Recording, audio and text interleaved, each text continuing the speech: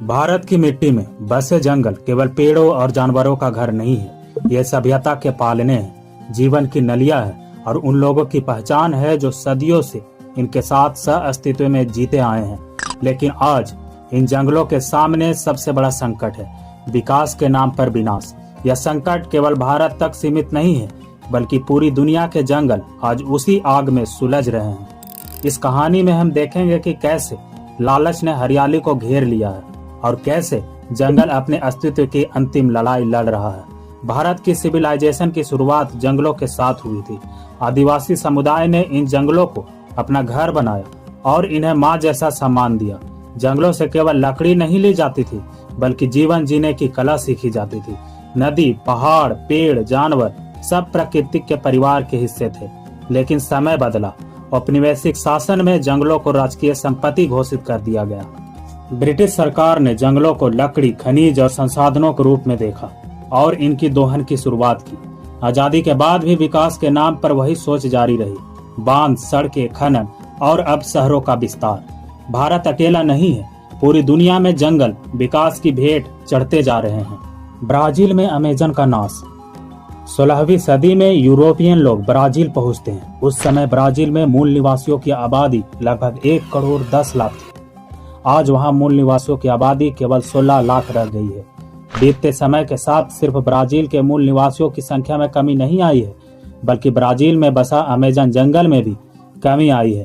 European लोग Brazil आते हैं और उनके अधिकांश क्षेत्रों पर कब्जा जमाते हैं और वहां के मूल निवासियों को अपना गुलाम बनाते हैं और इन्हीं का जंगल कटवाते थे और रबड़ का व्यापार करते थे। और यहीं से अमेजन जंगल का विनाश शुरू होता है। एक समय आने पर रबर की मांग में कमी आती है, जिस कारण पेड़ों की कटाई में भी कमी आई।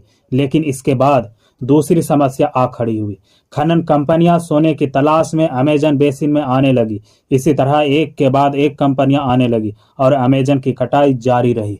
वर्ल्ड में सबसे अधिक बायोडाइवर्सिटी अगर कहीं है तो वो अमेजन में है। अगर अमेजन की जंगल की कटाई नहीं रोकी गई तो वहां की अधिकांश बायोडाइवर्सिटी विलुप्त हो जाएगी। अमेजन की बायोडाइवर्सिटी को सबसे ज्यादा खतरा सोयाबीन की खेती से है, क्योंकि इसमें मुनाफा ज्यादा है, जिसके कारण उद्योगपति जंगल की कटाई करते हैं या फिर जंगल जला देते हैं, फिर सोयाबीन की खेती करते हैं। पिछले 1 साल में अमेजन का 1 लाख हेक्टेयर एरिया काटा गया है और अपने लालच के लिए सोयाबीन की खेती की जा रही है।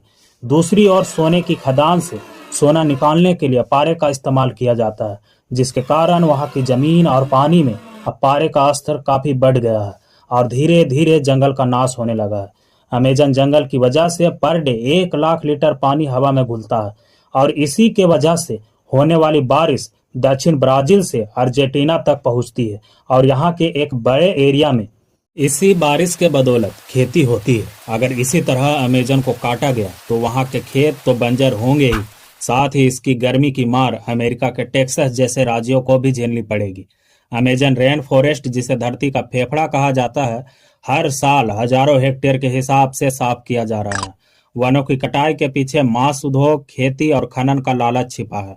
2019 में अमेजन में लगी आग ने दुनिया को झकझोर दिया, लेकिन कार्रवाई बेहद सीमित रही। इसी तरह इंडोनेशिया की भी एक कहानी है। इंडोनेशिया का पीटलैंड पृथ्वी का सबसे बड़ा स्थलीय कार्बन भंडार है, जो दुनिया में अन्य सभी वनस्पतियों से अधिक कार्बन संग्रहित करता है।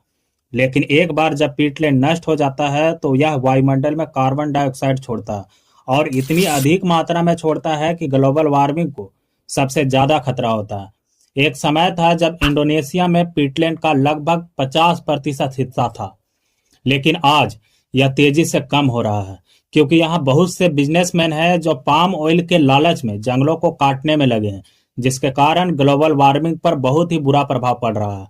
अगर ऐसा ही चलता रहा तो वो दिन दूर नहीं जब इस धरती का अंत होगा। इंडोनेशिया और मलेशिया में पाम ऑयल के नाम से लाखों पेड़ काटे गए। इससे ओरंगुटान जैसे जानवरों की आबादी खत्म होने की कगार पर पहुंच गई है। जंगलों की राख पर खड़े हुए पाम ऑयल प्लांटेशन सिर्फ मुनाफा देते हैं, लेकिन इकोलॉजी की कीमत पर।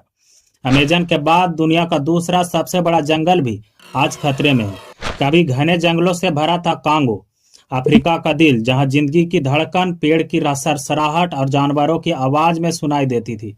लेकिन आज वही जंगल चीख रहा है, खनन, लालच और युद्ध की वजह से। कांगो बेसिन दुनिया का दूसरा सबसे बड़ा रेन फॉरेस्ट, 10,000 से ज्यादा पौधे की प्रजातियां और 400 से ज्यादा मेमल्स और कई अनोखी प्रजातियां जो दुनिया में कहीं और नहीं मिलती। यह जंगल सिर्फ कांगो का ही नहीं, पूरी धरती का फेफड़ा है। लेकिन इन पेड़ों के नीचे छिपा है सोना, हीरा और कोबाल्ट, वही कोबाल्ट जिससे बनते हैं हमारे मोबाइल, लैपटॉप और इलेक्ट्रिक कारें। और इन्हीं सब मांगों ने आज कांगो को खनन का युद्ध क्षेत्र बना दिया है। कुछ नाम जो अक्सर सामने आते हैं: ग्लेनकोर, स्विट्जरलैंड की यह कंपनी कांगो में मुटांडा और कटांडा जैसी विशाल खदानें चलाती है। चाइना मोलिब्डेनम, चीन की यह कंपनी टेनके फंगुरम जैसे खदानों से तांबा और कोबाल्ट निकालती है। यूरेशियन रिसोर्स ग्रुप, कजाकिस्तान की यह कंपनी भी यह खनिज लूट में शामिल है। और सबसे अहम, जेका माइंस, कांगो की सरकारी कंपनियां जो अंतर्राष्ट्रीय गठबंधनों के जरिए जंगलों का सौदा करती है। इन कंपनियों के खनन अभियान जंगलों को निगलते जा रहे हैं, आदिवासियों को उनकी जमीन से उखाड़ फेंक रहे हैं और वातावरण को जहरीला बना रहे हैं। इसी तरह 2020 में भी एक घटना हुई थी। साल था 2020, पूरी दुनिया एक महामारी में जूझ रही थी, लेकिन ऑस्ट्रेलिया, वो तो जैसे आग की लपेट में घिर चुका था। लगभग 1.86 करोड़ हेक्टेयर जंगल भस्म हो गए। 3 अरब से ज्यादा जानवर या तो मारे गए, घायल हुए या उनके घर उजड़ गए।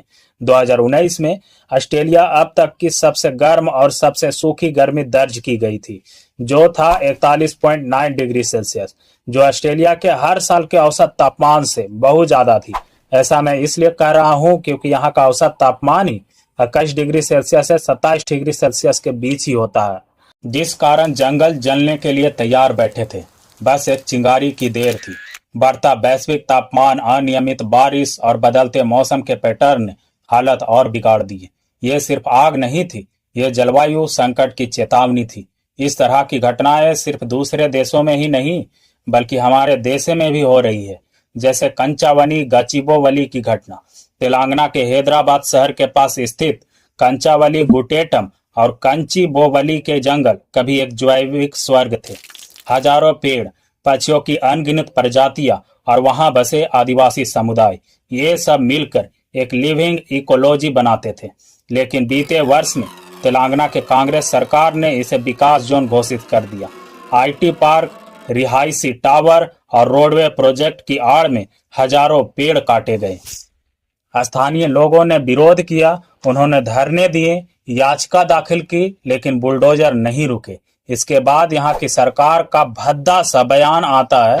सरकारी अधिकारी कहते हैं, हम हरियाली को बचाने की कोशिश कर रहे हैं और जो पेड़ काटे गए हैं उनकी भरपाई वन महोत्सव में नए पेड़ लगाकर की जाएगी। अगर ये नए पेड़ लगा भी दें तो इसकी क्या गारंटी है कि ये पौधे जीवित रहेंगे? इन्होंने जो 100 साल पुराना पेड़ काटा है, क्या वह एक दिन में उग जाएंगे? डेवलपमेंट की जो इमेज हमें दिखाई जाती है, इसके पीछे एक छिपी हुई कीमत होती है। जब एक जंगल काटा जाता है तो केवल पेड़ नहीं मरते, वहां का पूरा जीवन तंत्र टूट जाता है। पक्षियों के बसेरे, जानवरों की राहें, मिट्टी की उर्वरता सब बर्बाद हो जाते हैं। इसके साथ ही सामाजिक नुकसान भी होता है। आदिवासी और ग्रामीण परिवार विस्थापित होते हैं, उनकी पहचान खो जाती है। जंगल लड़ रहा है, वह चीखता नहीं, लेकिन हर कटते पेड़ की आवाज हमें सुननी होगी। यह लड़ाई सिर्फ पर्यावरण की नहीं है, यह हमारे आखिरी अस्तित्व की है। हमें तय करना है कि हम इतिहास में उन लोगों के रूप में याद किए जाएंगे जिन्होंने आखिरी जंगल भी बेच दिया, या फिर उन लोगों की तरह जिन्होंने समय रहते हरियाली को बचा लिया। यह जंगल की आखिरी लड़ाई है और इसकी जीत या हार हमारे हाथ में है।